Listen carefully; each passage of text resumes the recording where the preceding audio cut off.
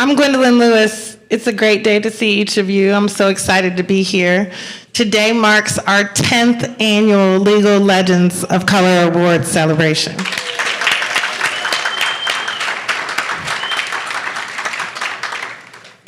I am the chair of the Legal Legend of Color Subcommittee, and I've chaired this committee over 7 years now. Tamara Barfield has been my co-chair for the last 5 years. Unfortunately, she can't make it tonight, but she has done the work to help us have an outstanding night tonight, along with all of our committee members who I thank so much for all of the planning that goes into creating tonight's event and selecting and honoring tremendous legal legends of color. It's a privilege to be here and to stand in front of you while we celebrate the lives and legacies of the Honorable Loretta Copeland Biggs, the Honorable Allison K. Duncan, Attorney Charles Edison Smith, and Attorney James Williams, Jr. We also celebrate the profound importance and power of inclusion in the legal profession. That power and importance has been on display for 10 years through the annual meetings that have produced this event. The Minorities in the Profession Committee launched this event in 2016, and each year, collectively, we have witnessed and learned more and more and more about the formidable legacies forged by our legal legends of color. We welcome all of you to consider the stories behind the awards that will be presented this evening. Each recipient has a rich legacy born from unique challenges and obstacles, yet they have risen to prominence. Their persistence inspires us to remember that through our efforts to embrace inclusion, push boundaries, and seek justice for all, legends are being born and will continue to be born. Next up, we will have our sponsor recognition, followed by honoree presentations and remarks, closing remarks, and dessert with dancing. So we look forward to the remainder of the evening. I will turn it over to my committee member, Alicia Mu.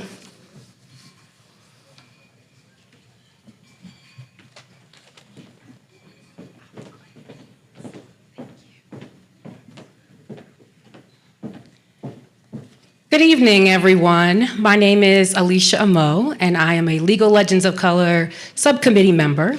I am also a supervising attorney at Legal Aid of North Carolina, where I primarily focus on serving low-income residents on housing cases in Eastern North Carolina.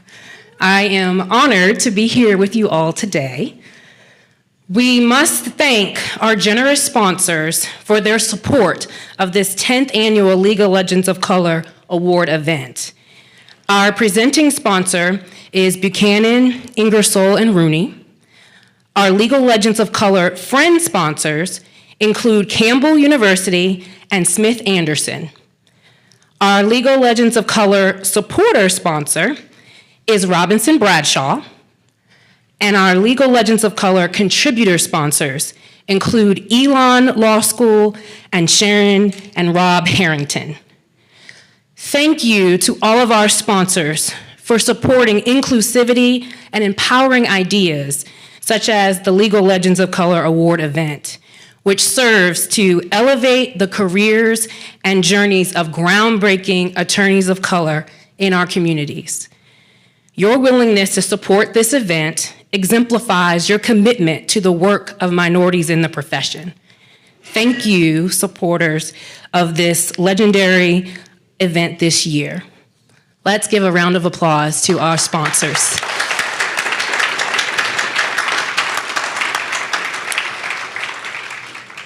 Now I'd like to invite Jeremy to come and introduce our first honoree.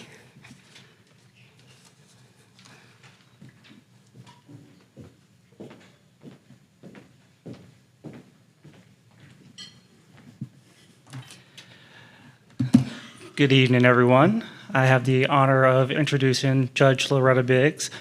Born in Atlanta, Georgia, Judge Loretta Copeland Biggs graduated cum laude from Spelman College in 1976 and earned her Juris Doctor with honors from Howard University School of Law in 1979, ranking 5th in her class. Her academic achievements laid a strong foundation for a distinguished legal career characterized by a commitment to justice and community service. Judge Biggs began her career as a staff counsel for the Coca-Cola Company in 1979. Later, she served as assistant district attorney for the 21st Judicial District from 1984 to 1987, and she also made significant contributions as executive assistant United States attorney for the Middle District of North Carolina from 1997 to 2001. Judge Biggs served as an associate judge on the North Carolina Court of Appeals and held the position of state district court judge for the 21st Judicial District in Forsyth County from 1987 to 1994. In 2014, in a historic appointment, she was appointed by President Barack Obama to serve as a United States District Court for the Middle District of North Carolina, making her the first African-American woman to serve as a lifetime appointed federal court in North Carolina. Judge Biggs' impact is not limited to the bench. She has worked in academia as an adjunct professor at Wake Forest University School of Law, as well as practiced as partner at Allman, Spry, Davis, Leggett, and Crumpler, PA, and Davis, Harwell, and Biggs, PA. Judge Biggs' dedication to public service and community partnerships has been recognized at the highest levels. Her leadership in juvenile violence reduction initiative during her time in the United States Attorney's Office was fundamental in achieving a remarkable 50% reduction in juvenile crime and a 70% decrease in firearm use among youth. These efforts culminated in significant grants aimed at fostering safer schools and communities, reflecting her belief that proactive crime prevention is essential for lasting change. She has received the prestigious Attorney General's Award for Outstanding Contributions to Community Partnerships for Public Safety from the then U.S. Attorney General Janet Reno, an honor given to only 3 recipients nationwide in its inaugural year. While her professional accomplishments are many, Judge Biggs is a proud mother of 2 adult children, their spouses, and 5 grandchildren. Through observing her contributions to the profession and her life, she embodies a legacy of service and dedication to both her family and the community. Her journey serves as an inspiration, showcasing the profound impact of legal advocacy and the importance of striving for equality and justice in society. Please join me in honoring the Honorable Loretta Copeland Biggs as a 2025 Legal Legend of Color.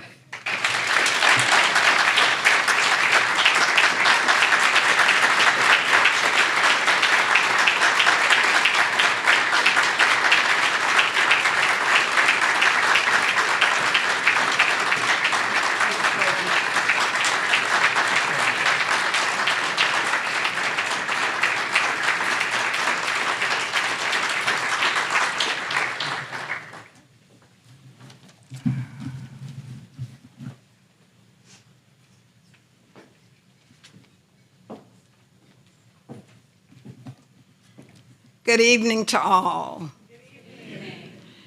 I am so honored and thrilled to receive this award. It means so very much to me. I've received a lot of awards in my life, but to get this award from this Bar Association, the State Bar Association, is very special.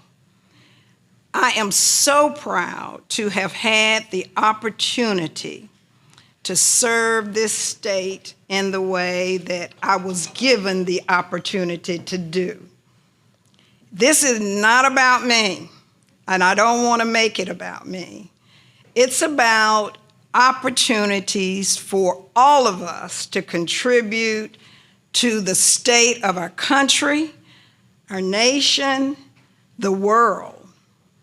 And I've seen a number of my young clerks here tonight.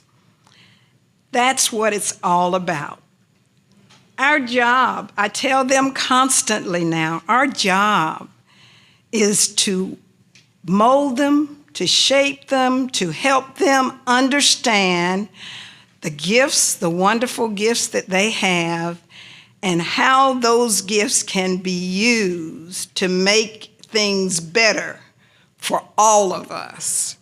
That is our mission. It's not about me being honored just for the things that I have done. I have been blessed in my life. I was a little girl from Atlanta, Georgia. I grew up very poor beginnings. I grew up not really having ever seen a lawyer or a doctor, but I knew very early on I wanted to be a lawyer. And why? Because I thought lawyers were the smartest folks in the world. They could stand up on their feet. They could handle themselves with a moment's notice. They could do whatever it is, but also they could affect lives of people in ways that others I didn't think could. So that's what made me decide that that's what I am going to be. There were no doctors in my neighborhood. There were no lawyers. But they were hard-working people. My mother worked 2 jobs to ensure that I could go to Spelman College, that I could go to Howard University School of Law, and she would not allow anyone to say to me, "Your dreams are too high." She said you could do whatever you want to do. And that's what I say to my clerks today. We are living in difficult times. We've got lots of work to do, but I tell them I am tired. It is your time. And my job is to prepare you to come out in this world and change the world for the better so that all of us can have an opportunity at a wonderful and good life. I am announcing, this is probably the first public announcement, that I am retiring, and I will be retiring in the next couple of weeks. I can't even tell you what that means. That's been a journey for me to even decide that I was ready to retire. What I like to say to my young people, the law is a jealous mistress or master.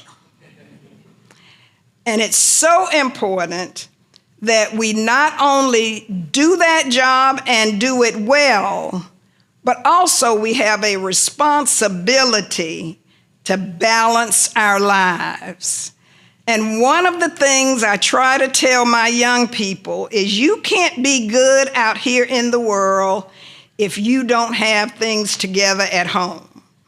And so we work very hard to ensure that our young people get that kind of training. Now, I will tell you, nobody told me tonight that I was expected to make any kind of remarks or any type of speech. And I will tell you that I like to pull rank. And so I'm going to pull rank, and I'm not going to stand up here tonight and talk to you about me. You know me.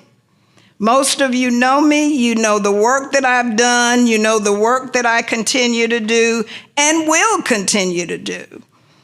But This is such an honor for me to be here with you tonight, and I thank each of you, many of you coming from different places to be here with us tonight, and I thank you for that. But I am going to turn the program back over. You know who I am. I don't need to tell you that. You've heard my biography. I don't need to tell you that. And so it's important that we do understand that our journey, we're on a journey. That journey continues. And I would give nothing for the journey that I have. I love the journey that I have been on for now almost 45 years. It's been an incredible journey. I hope that I have utilized the blessings that have been given me to help others. And that's what I want our young people to think about. How do we use your gifts to help others? that are coming along behind you. I will tell you, as a federal judge, the work has been demanding. It has been voluminous. But one of the most incredible experiences I have had is having some of the most incredible young people to clerk in my chambers. And I've taken that as one of my greatest missions, is I try to ensure that I can help that young person be a stronger lawyer coming out of my chamber than coming in. And I pray that we've been able to accomplish that. But that's our mission now. That's my mission, and it will continue even as I leave the bench. So I say to you, thank you so much for this honor. It is an incredible honor, and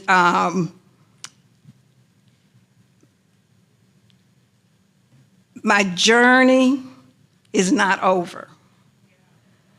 It's not over. It's going to change complexion, but it's not over. And I hope I can continue to give back what has been given to me. Thank you.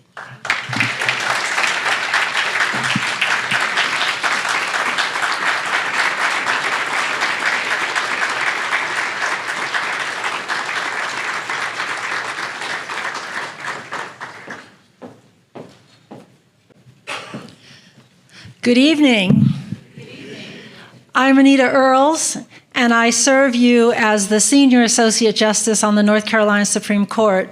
It is my honor this evening to share the stage with all of the incredible awardees, and I thank the committee for their work and for making this such an incredible and important and inspirational event for all of us. But now it's my honor to introduce our second awardee, Allison K. Duncan. She's a trailblazing jurist whose remarkable career has reshaped the landscape of the legal profession in North Carolina and beyond. Graduating first in her class from Hampton University in 1972 and earning her Juris Doctor degree from the Duke University School of Law in 1975, Judge Duncan has consistently broken barriers.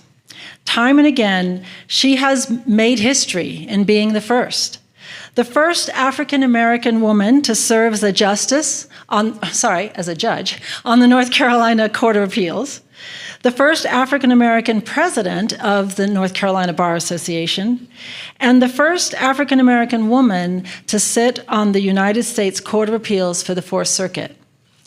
In a moment, you're going to hear more about her remarkable career, but I do want to add that Judge Duncan remains an active advocate for the rule of law, counterterrorism, and human rights, representing the United States government and sharing her insights on these critical issues on a global stage.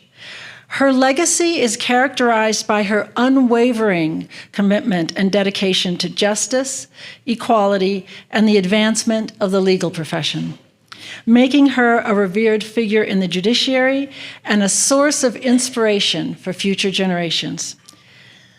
On behalf of the North Carolina Bar Association and the Legal Legends of Color Committee, we proudly recognize the Honorable Allison K. Duncan as a 2025 Legal Legend of Color.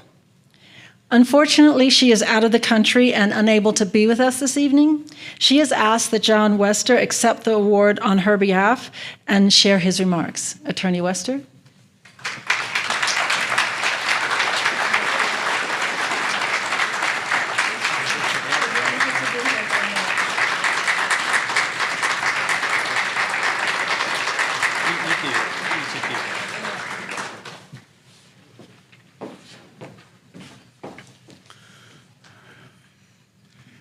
Good evening to all of you, and congratulations to the Legal Legends of Color, past, present, and those to come. Standing in for the Honorable Allison Duncan of the United States Court of Appeals of the Fourth Circuit and a past president of the North Carolina Bar is an honor to cherish. As I reflected on what I know of her for a good many years now, a poem by William Wordsworth came to mind, even though I'm confident that they have not met.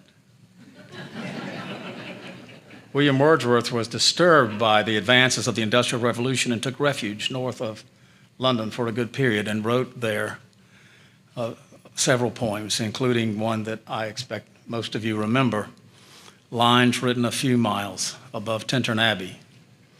I believe he might as well have been thinking of Alison Duncan when he wrote this.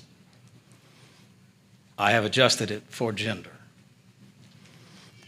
That best portion of a good person's life, her nameless, unremembered acts of kindness and of love.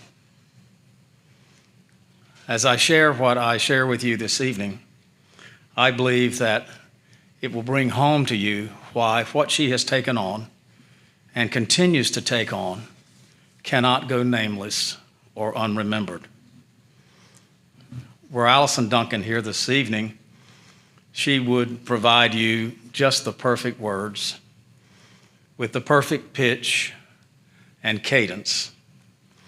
This room would light up.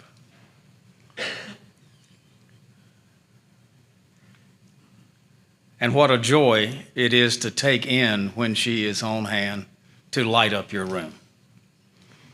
Why she can't be with us this evening is classified. As Justice Earls was explaining, what she does today often invokes her top secret clearance. She is a regular for international courts, and a good many of her projects involve highly sensitive initiatives. Based on what we do know of her record at this time, she may have returned to serve with the International Association of Judges, helping Afghan women flee Afghanistan before they would be murdered by the Taliban. Their leader proclaimed, "Never underestimate what a group of old women can do working around a Zoom camera at their respective kitchen tables in their pajamas." Perhaps she has returned to South Africa to speak on the rule of law in that country, or somewhere else in the world on that subject, or serving now on the International Institute of Justice Excellence based in The Hague, assisting judicial administrators worldwide, or writing another article on the March of 1,000 Robes in Warsaw to protest assaults on judicial independence. And then there is her service as a trustee at home, a trustee of the Duke Endowment, to help match a $10 million grant from the governor for ongoing restoration efforts in this Asheville region, or awarding a special $1 million gift to Legal Aid of North Carolina, not nearly what is needed, but what is much appreciated, to support efforts to educate people who must have assistance even applying for Medicaid. Wherever she is this evening, and whatever she is doing, rest assured that she is trying to help someone, somewhere, in some way, and will repeat that service tomorrow, and the days thereafter. That must not go nameless or unremembered, even if it would just be fine with her if it did so. Hers is a motor that never stops running. She runs on wheels that remain in constant motion, for she knows not how to mail it in or go through the motions, or I don't believe even how to coast. When she retired from the United States Court of Appeals after 16 years of service, She hasn't even had much of a pause. Allison Duncan is and remains a force of nature. One flashback as I leave you. When she was confirmed by the United States Senate in July of 2003, the vote count was 93-0. It marked the end of an extraordinary effort to return a North Carolinian to a seat on the Fourth Circuit bench. Surely cause for her celebration. But where was Allison Duncan? She was en route to the annual meeting of the North Carolina Press Association in Wrightsville Beach. The newly confirmed jurist and recently installed president of the North Carolina Bar was on hand to present our Media and the Law Awards.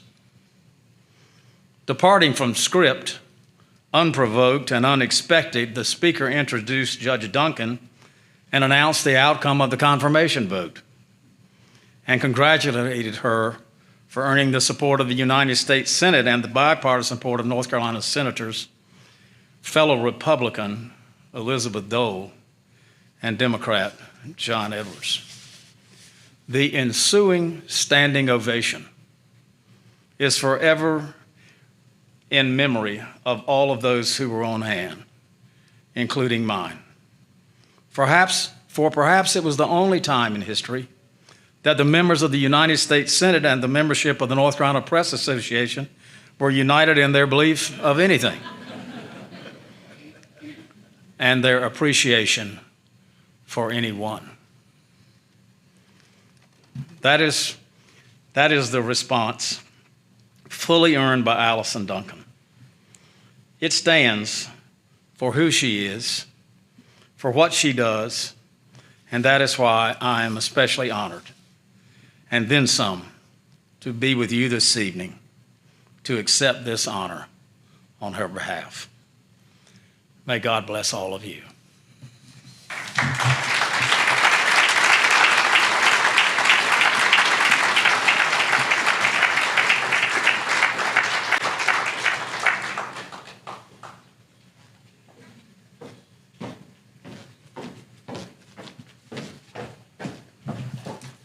Good evening, everyone.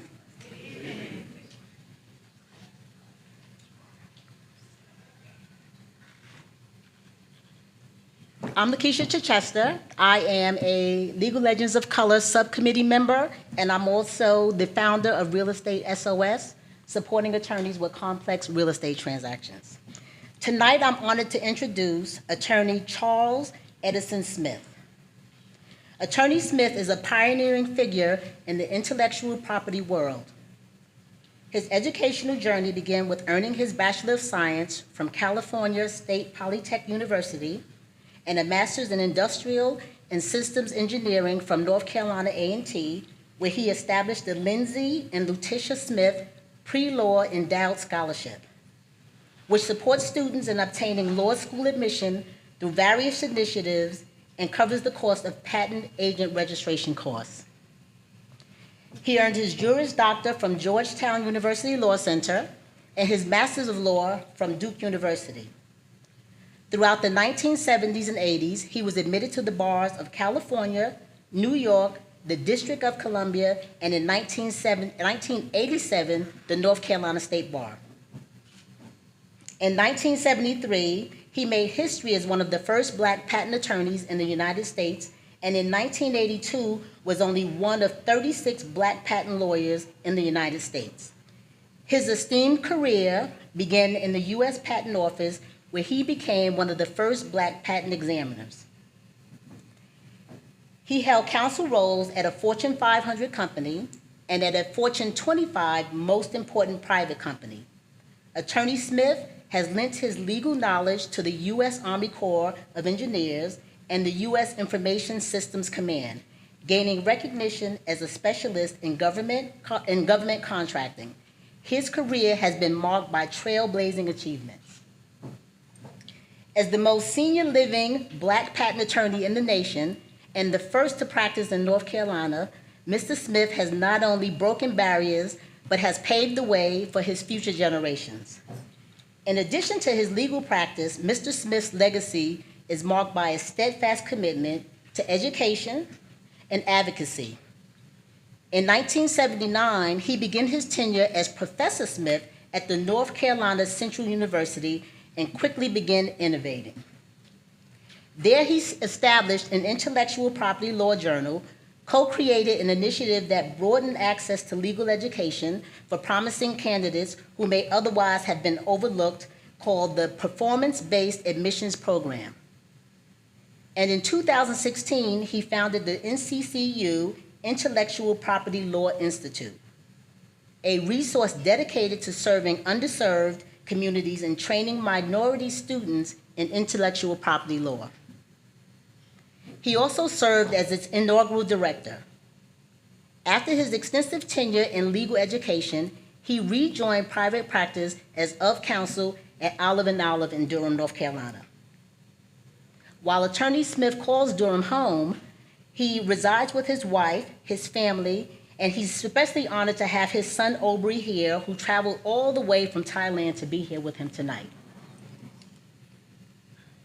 Attorney Smith's achievements and outcomes have been felt in communities, especially those of creatives, in our legal profession and in our legal educational atmospheres. Attorney Smith embodies a legacy of excellence that resonates academically, professionally, and culturally throughout the nation. He has used his knowledge, his wisdom, and his influence to advocate for diversity and access within the profession. Tonight, we thank you, Attorney Smith, and for your contributions to the profession. Please join me in honoring Charles Edison Smith as the 2025 Legal Legend of Color.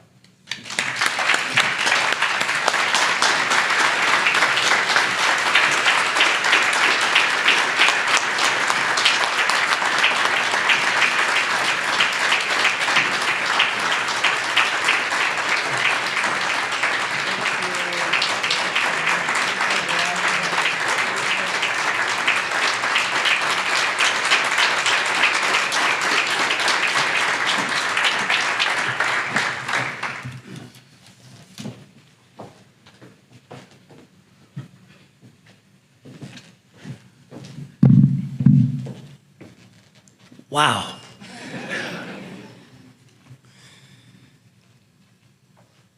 I want to say how honored I am to be recognized in this event, and thank you to the North Carolina Bar Association and the Legal Legends of Color Subcommittee. Your work is beyond measure. Here I stand, which was not a plan initially. I was allowed to venture to North Carolina for 2 to 3 years as a plan to establish a pipeline from an HBCU to an international largest engineering and construction company in the United States. Well, after the 2 years, after the 40th year, I retired for the third or fourth time.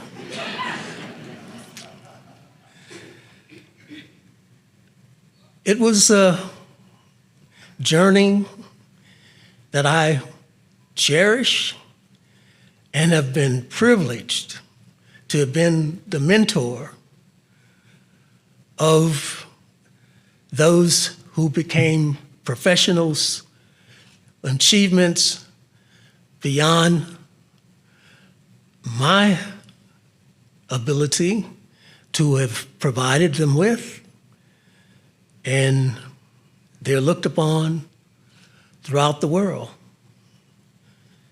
as vice presidents, general counsels, deputy vice presidents, associate general counsels, judges, and the like. I am deeply grateful of having had the opportunity to just be in their lives and watch them grow in the law school and beyond, some even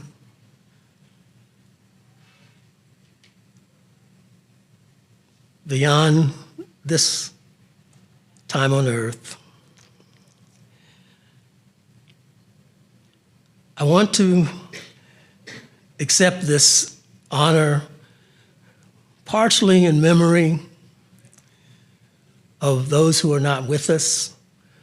My very first effort of being an instructor of any type after law school was with a young lady, Carrie Walthour. Google her name. She was the very first African-American female patent attorney in the United States. I met her in Rochester, New York. She was hired by a Fortune 500 company, but was not being utilized to do anything. A graduate of Howard University, STEM courses beyond. I still had in my access my materials from the Patent Academy at the U.S. Patent and Trademark Office. And on the weekends, Carrie and I would get together and I would tutor her on how to become a patent examiner and to evaluate patents that are pending before the U.S. Patent and Trademark Office. She applied for and was successful as a newly admitted attorney registered before the U.S. Patent and Trademark Office. And there was celebration in the U.S. Patent and Trademark Office because those in the staff knew that there had yet to be any African-American females that were licensed and registered to be a patent attorney. Carrie was very successful, went on to become a partner firm in San Francisco, Limbach & Sutton, and was candidate for appointment to the Federal Circuit, and we lost her. And unexpectedly, my journey, beginning at the U.S. Patent and Trademark Office, was a lonely one. I met was to be a classmate at Georgetown Law School, Jerry Patterson, who was in a trainee program with General Electric, and they would use the public search room, and he was the only black one in the public search room, and I was the only black one in my department at the U.S. Patent and Trademark Office, so we got together. And we, not make a pact, but we were determined that we were going to do something to make those who followed us so that they would not experience the things that we experienced time and time again. We're in a room, no one else looked like us. So when I stayed on at North Carolina Central, I said to myself, well, there are very few African-American patent attorneys even to that day. In 1993, we achieved the landmark figure of 100 African American patent attorneys in the United States. And we set as a target to push for 200 African American patent attorneys by the year 2000. Well, I lost count. The method by which we were able to get a figure as to how many of us were coming along, we lost that. But we then began to say that there are around 200 or less than 200 African American patent attorneys in the United States of a total figure of just under 38,000 patent attorneys.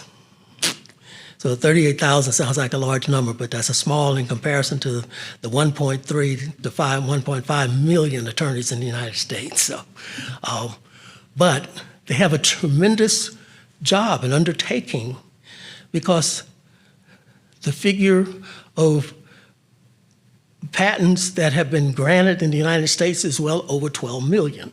Well, you got 38,000 attorneys and maybe about 12 to 14,000 agents that are handling all those cases. There is a lot of room and work effort there for more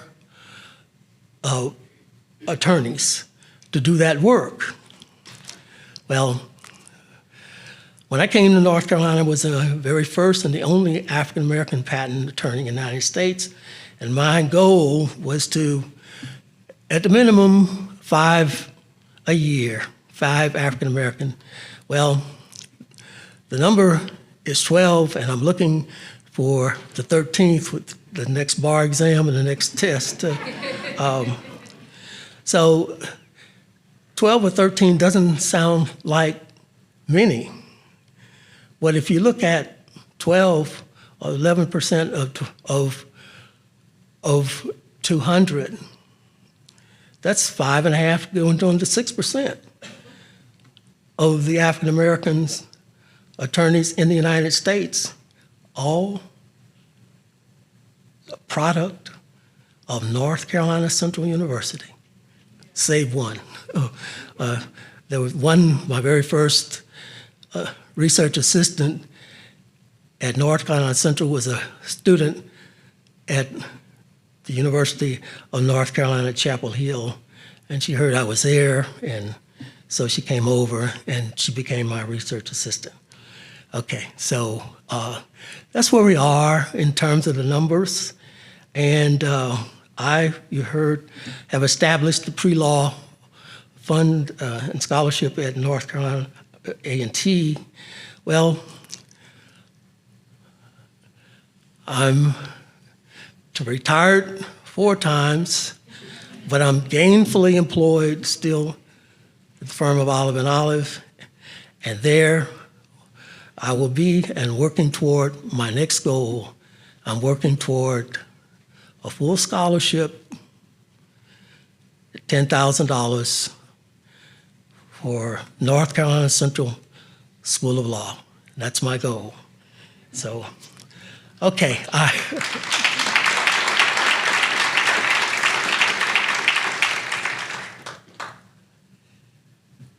I have no speech, so they gave me not to exceed 5 minutes. So I said I would take 25 seconds and sit down. So the 25 seconds are up. So thank you very much for this award.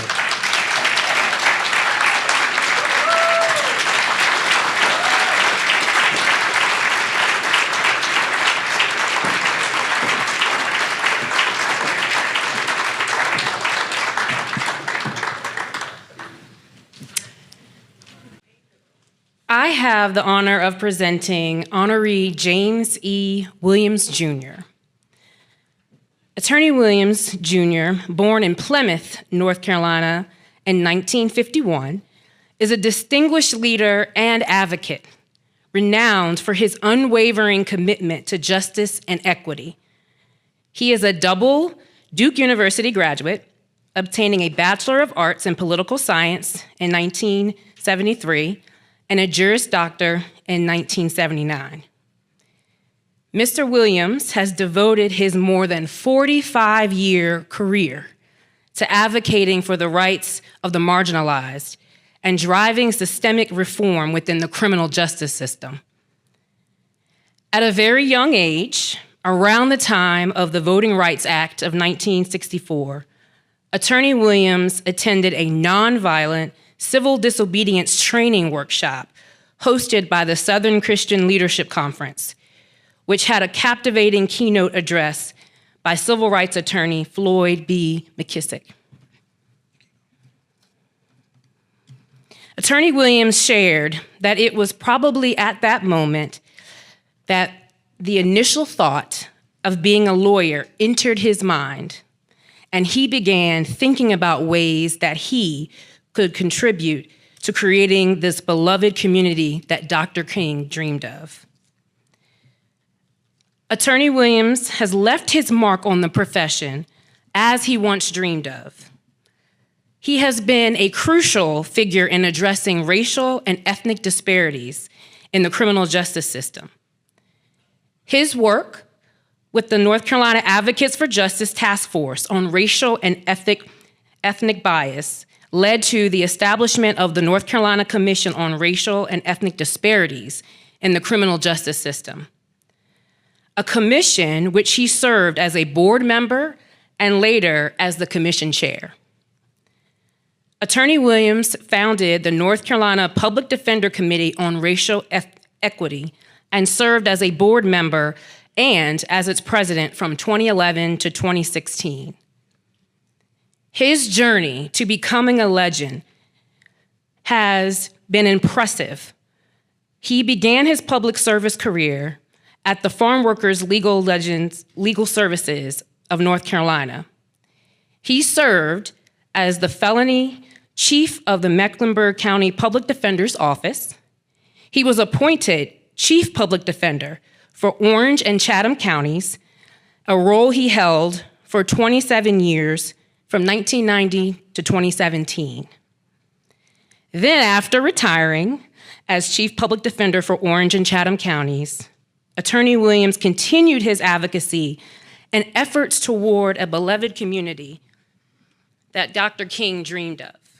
So Attorney Williams served as the racial equity coordinator at the Center for Death Penalty Litigation. Through his appointment by Governor Cooper, he was also appointed to the Martin Luther King Jr. Commission. Attorney Williams' contributions to social justice have earned him numerous accolades, including the North Carolina Advocates for Justice Thurgood Marshall Award, the MLK University Community Planning Incorporated MLK Jr. Citizenship Award, the ACLU Champion of Justice Award, our North Carolina Bar Association's 2019 James McNeil Smith Jr. Constitutional Rights and Responsibilities Section Award, and the Annie Brown Kennedy Award from the North Carolina Advocates for Justice in recognition of his exceptional advocacy for individual liberties and his commitment to securing full freedom for all citizens in North Carolina. Mr. Williams' legacy is characterized by his tireless dedication to fostering justice and equity, making him a revered figure in the ongoing pursuit of a fairer legal system for all.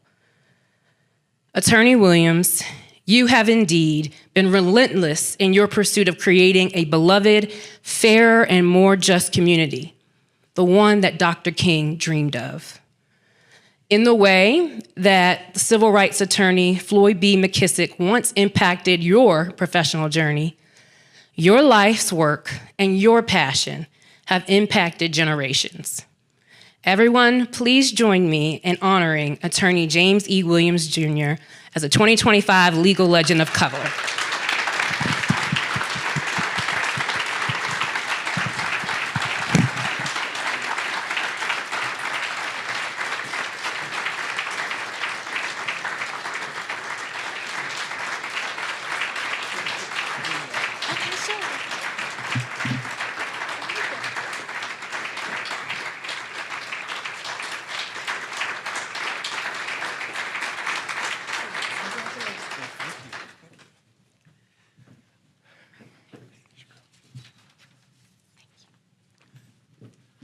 Good evening, everyone. This is indeed an honor. When I think about not just the honorees tonight, but those who have come in years past, it's nice to be included in this group. Those people who know me know that history is very important to me. It should be to all of us because history dictates so much of our current situation. And I don't know when I began to comprehend that, but I certainly know it's so. And, you know, the comment you shared about Floyd McKissick and that event in the early 60s, I mean, it's clear, I mean, being a child of the Jim Crow era, and hearing Floyd just emphasized to me, because that was the first time I had heard, I didn't even know he was a lawyer until I asked after the fact. What I saw and what I heard at this session, and by the way, that same night, we were at Franklinton at the Bricks in Halifax County, which is an interesting history in and of itself. Used to be a school for training of black teachers post Reconstruction, but it was being used as a resort, not a resort, but as a retreat center for training things like nonviolence. And that night, after Floyd spoke, the Klan burned a cross in the yard of that school. So, I'm 13, 14 years old. I had just heard this powerful speech by a man that I found out later was a lawyer, and he was talking about the very things that needed to be done to address the things that the Klan stood for.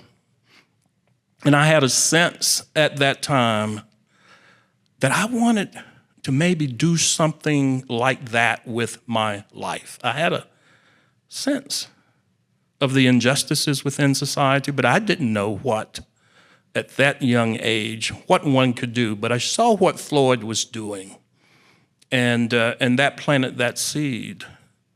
But when we think about it, I think back with history again, 1955, and I think of some of the things that was happening then that impacts how I view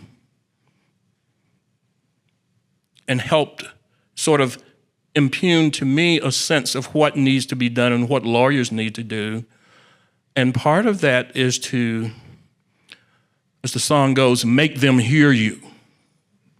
And that's what Floyd was good at.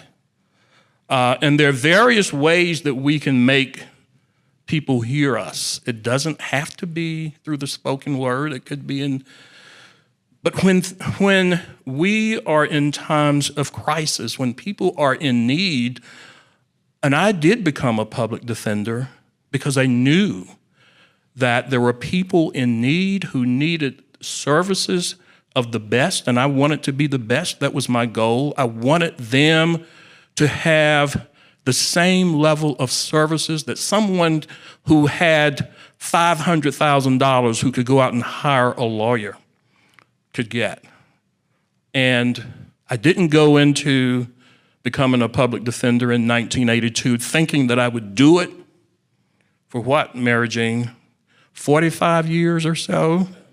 My wife, Mary Jane, who's been with me through some difficult times. But as the years passed, I began to realize that our criminal legal system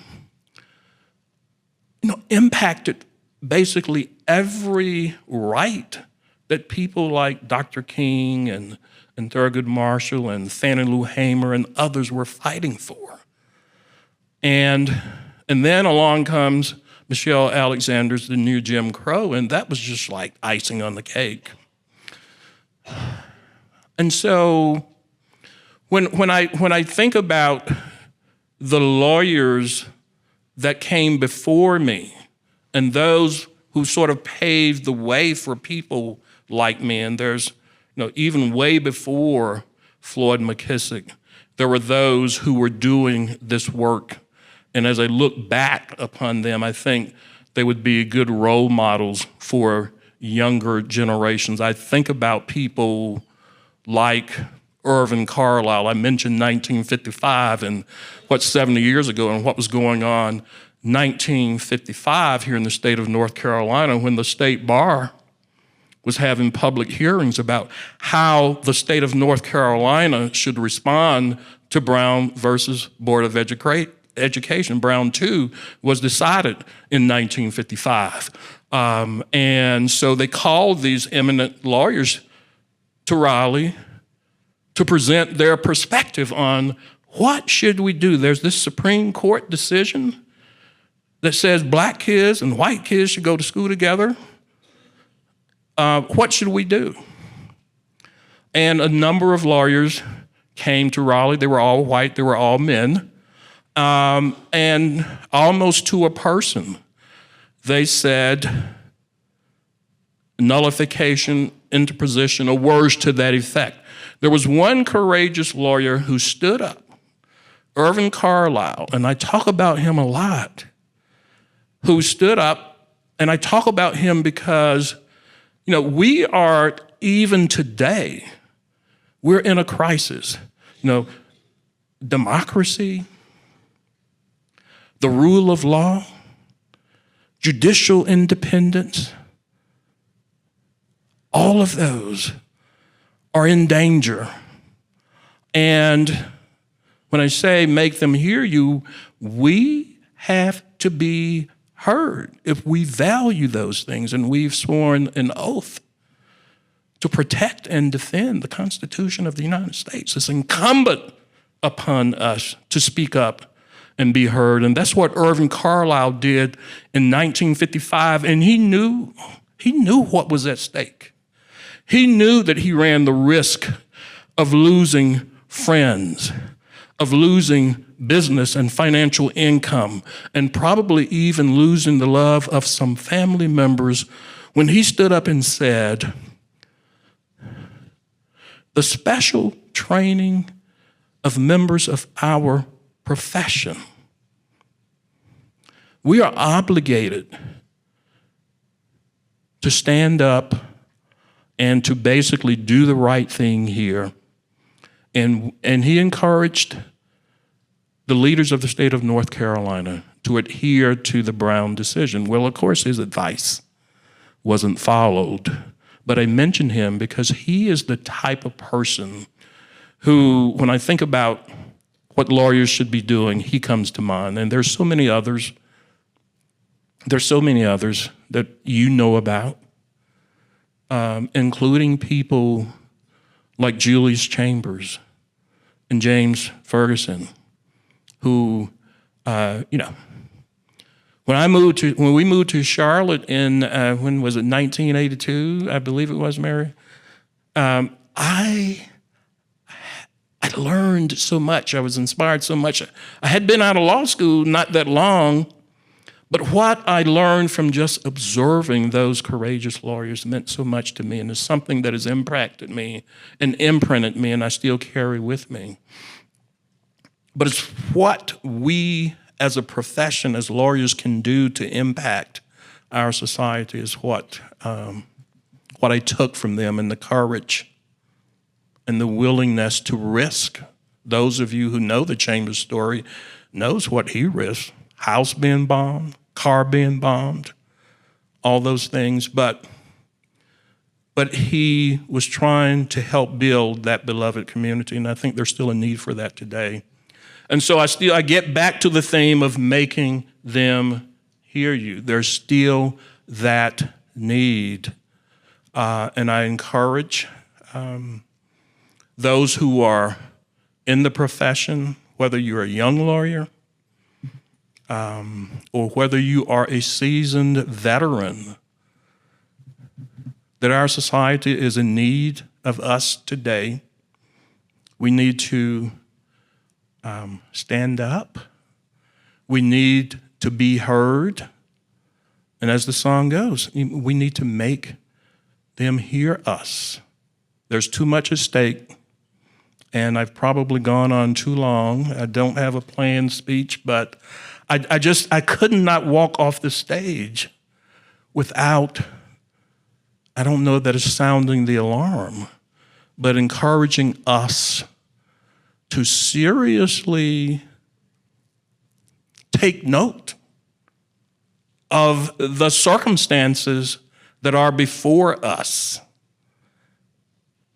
And our silence is only going to embolden and encourage those who would destroy what this country is supposed to stand for, to continue down that path. And it won't happen on my watch without my putting up a fight. Frederick Douglass,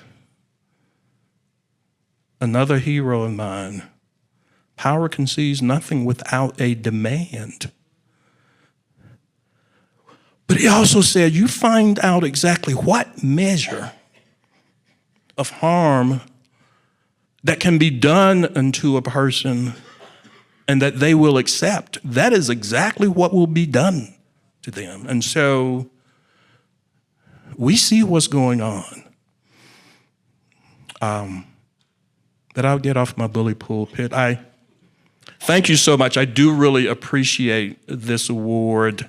And I know I didn't follow the instructions, what you said, 5 minutes. But sometimes, you know, you get taken over. And I kind of got taken over. So thank you. I appreciate the award, and I'll move on.